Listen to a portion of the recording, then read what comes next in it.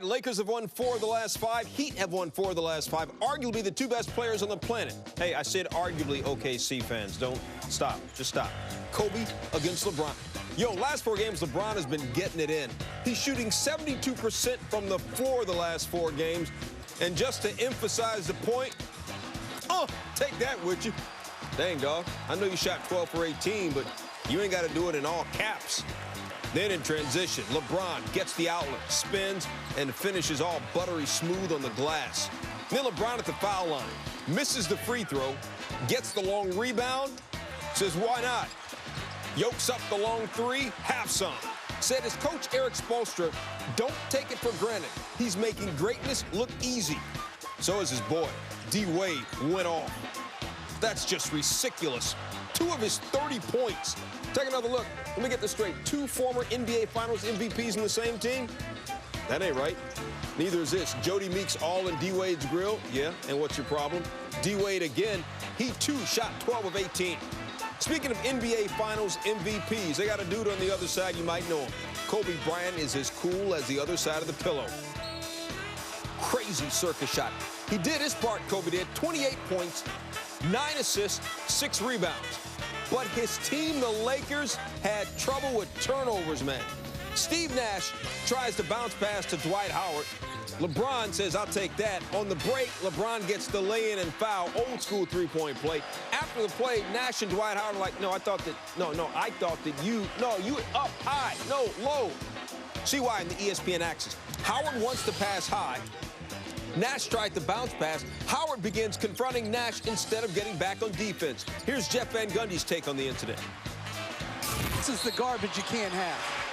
And it's always over the ball. I didn't see anybody getting into it with the Lakers on not securing the rebound or not putting their face on the floor for a loose ball. See, it can't always just be about the ball. Yeah, and it got worse. D-Wade steals the Antoine Jamison pass. Hits the pull-up jumper in transition. The Lakers had as many turnovers, 8, as buckets, 8 in the 4th quarter. Later, Kobe throws the rock away to Wade. Wade, great save. Ahead to Norris Cole. Cole throws the lob to LeBron, and this is just swag redefined. Serious, stop it. Come on, man, stop it. Check this out. Wade, an incredible save, nearly going out of bounds. Then LeBron at the other end. LeBron, come on, dog, about that dunk. I haven't been throwing down the hard. You haven't seen me do what? It looked like it went off your head. It went back up. You must ain't got cable. Somebody ain't been watching TV lately. Somebody ain't seen me jump like. Throw it down. Hey, that's what I do. Yeah, and in case you didn't know that's what he does, this is what he do. LeBron gets off freakazoid. He'd had 20 points off of 15 Laker turnovers. LeBron had 32. Heat win it 107-97. Well, anytime I can be linked with NBA history as far as stats and that, it's very humbling. I know the history of the game. I know how many greats that came through through the floors of the game and who paved the way for myself and my teammates. So it's very humbling, and the best thing about it is resulting in us having wins, and that means more to me than anything.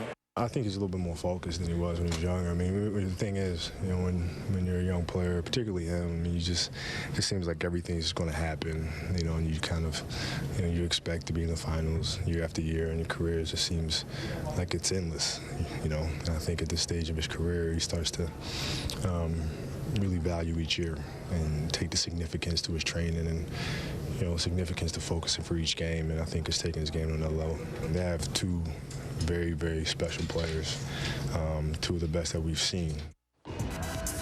LeBron has been just crazy ridiculous during Miami's 5-game winning streak. He has missed. Now, this is missed. In 5 games, only 22 shots. He's at the 30-point mark in all 5 games. Not like he's just jacking it up. He has not taken more than 18 shots in any game in that stretch. And, he's just averaging nearly 7 rebounds and 6 assists per game as well. Kurt Ramb is joining us now. Adrian Dantley, Moses Malone, the only 2 guys ever who averaged 30 points a game, 5 straight games, and shot 60% in every game until now, LeBron James. Kurt, has this dude now reached the status of just straight unguardable? when you look at his capabilities to knock down outside shots, and his post-up game is evolving. When you talk about a player that's so explosive, big, strong, thick, he can drive to the basket against anybody. Couple that with his outside shot that's dramatically improving, his inside game that's improving. There's no way to stop him unless you send an extra defender. You've got LeBron James reading in this pick and roll situation. He's an unselfish passer too, so you always have to honor that. And in this pick and roll, he makes sure that the defense has made a decision to stay off of him. He just calmly and coolly knocks down an outside shot. Again, in isolation. And this is not against a bad defender. That's against a good defender in Meta World Peace, knocking down the outside shot.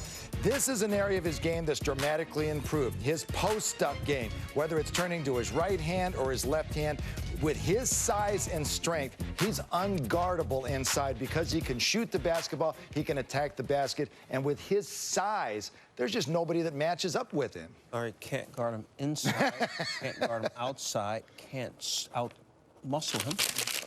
Thanks for joining us here on SportsCenter. That's all the insight I got for you. Playing exceptional basketball. One of the greatest. I think he's getting better, and that's scary. The best thing about it is resulting in us having wins, and that means more to me than anything. When LeBron James made his first 5 shots on Sunday, that made him 42 of his previous 52 attempts from the floor. That's shooting 81%. 81%, you feel me?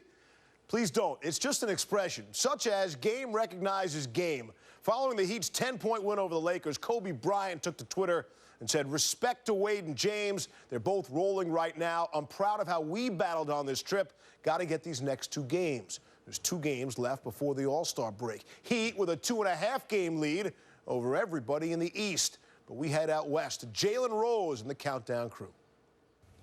Welcome to the NBA Countdown set. A star-studded affair in Miami as the Heat roll against the Los Angeles Lakers. Kobe Bryant actually had a very good game. 28 points. He had 9 assists. But too much LeBron James. His 5th straight game with 30-plus points, shooting 60% from the floor, fellas. That's only the 3rd player in NBA history to be able to pull that off. This guy's playing terrific basketball, but you want to look deeper into the box score. No question about Jalen. Somebody on this set said, Dwayne Wade is struggling this season. What happened was... What that was? Well, he only scored 30 points against the Lakers. Let's look at the Miami Heat. They're starting to get their game together. They blew out the Clippers, who were considered one of the best 3 teams in the Western Conference. They took care of the Lakers. You can see that Miami is starting to get ready for the playoffs and turning it up.